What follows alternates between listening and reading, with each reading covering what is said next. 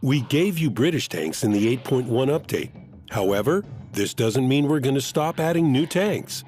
In the 8.2 update, we're introducing another nation. This time, it's the Chinese.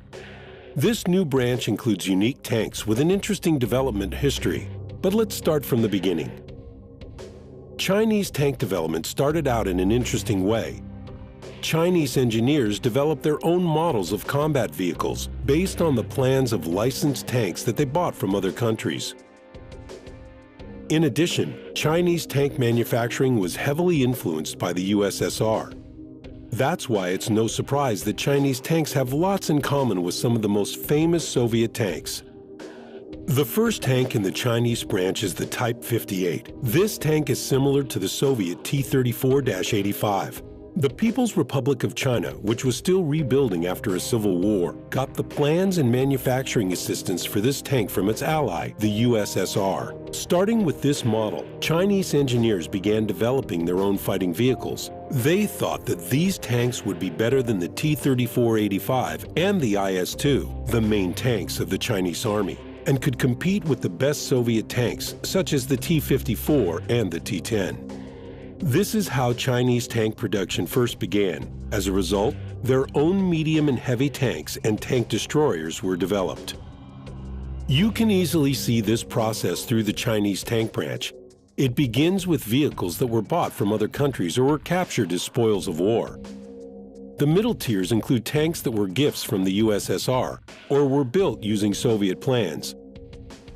Finally, the top tiers include original Chinese armored vehicles that aren't copied directly from the tanks of other countries, but they do still have some features of Soviet tank construction.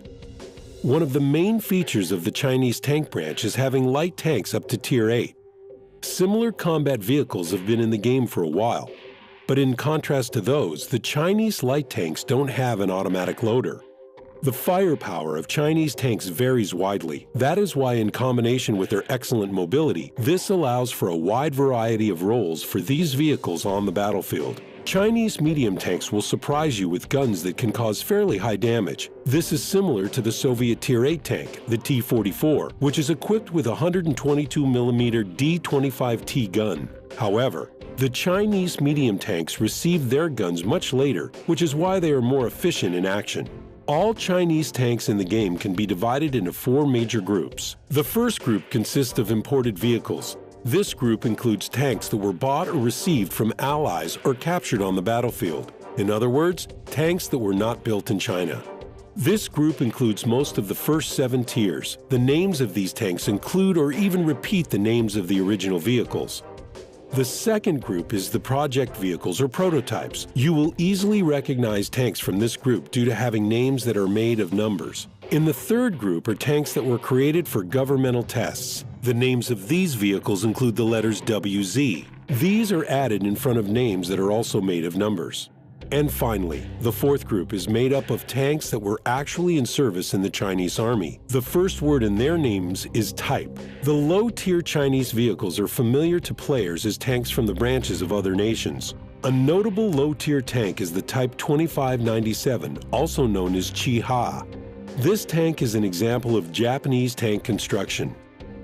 At Tier 5 and 6, you will find tanks that are similar to the Soviet T-34 and the T-34-85. The interesting series of light tanks begins at Tier 6 because from then on, there are tanks that were originally developed in China. Original medium and heavy tanks start at Tier 7. You will find medium tanks that were developed from the T-35-85 to Type 59, the analog of the T-54, and heavy tanks modeled on the IS-2. These tanks are as strong as the IS-8, and in some aspects they might even be more powerful. The Chinese light tank branch contains small vehicles that may remind you of the T-54 from a distance. These tanks have excellent movement characteristics and great weapons, almost as powerful as the equivalent weapons that are mounted on their medium tanks. From Tier 7, Chinese light tanks can be equipped with a stabilizer. However, they also have cons such as low weight and weak armor that is similar to the Type 62. The main features of Chinese medium tanks are their guns with plenty of damage and turrets that have awesome ricochet characteristics and great armor. Let's take a look at these features and use the Tier 8 and Tier 10 tanks as the examples. The WZ-120 is a Tier 9 tank. In the game, it represents different variants of construction and modernization of the Type 59. The top-tier equipment includes a Tier 9 gun that is usually found equipped on heavy tanks. It gives you the best characteristics of penetration and damage among your steel brethren, except for the Centurion. However, such outstanding characteristics are balanced by cons, like the poor acceleration and maneuverability and slow aiming speed along with poor vertical elevation angles.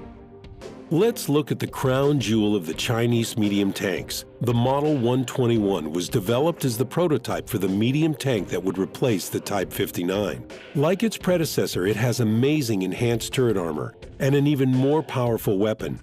We can also say that it is equipped with the most powerful Chinese gun in the game, a copy of the Soviet M62 T2 gun. Although its average penetration in contrast to the guns of other Tier 10 medium tanks is a bit low, it does a lot of damage. We should also mention that this tank is overloaded, as it is equipped with such a heavy weapon. Unfortunately, this makes its acceleration and maneuverability less than stellar. The high-tier Chinese medium tanks are a mixture of medium and heavy tanks. As a result, their main disadvantages are poor speed and low vertical elevation angles for their large guns. This means that it's harder for you to use the terrain to good advantage. The exceptions are hillocks and rocks, which may be helpful for you due to the small size of these tanks. You should pay attention to artificial cover such as ruined buildings, piles of debris, and the hulls of damaged tanks for additional protection.